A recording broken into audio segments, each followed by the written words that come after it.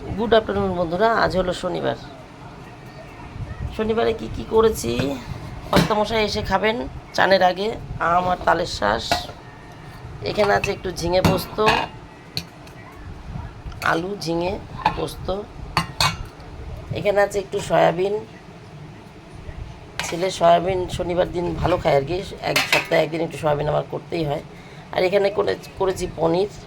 মেয়ে আবার একটু পনির খেতে ভালোবাসে, তাই তাকে আবার মাঝে মধ্যে করে দিতে হয়। ছেলের সয়াবিন প্রত্যেক শনিবার, মেয়ের পনির 2-1 সপ্তাহ বাদে বাদে।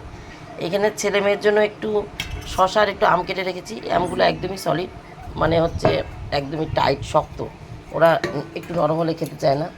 আর এখানে হচ্ছে পরবর্তী রচনা, মানে কর্তামশাই আবার বিকালে বা রাত্রে খাবে, সেই আম কেটে রেখেছি। তাহলে আজকের মতন টাটা। এই হচ্ছে আজকের দুপুরের খাবার দাবার।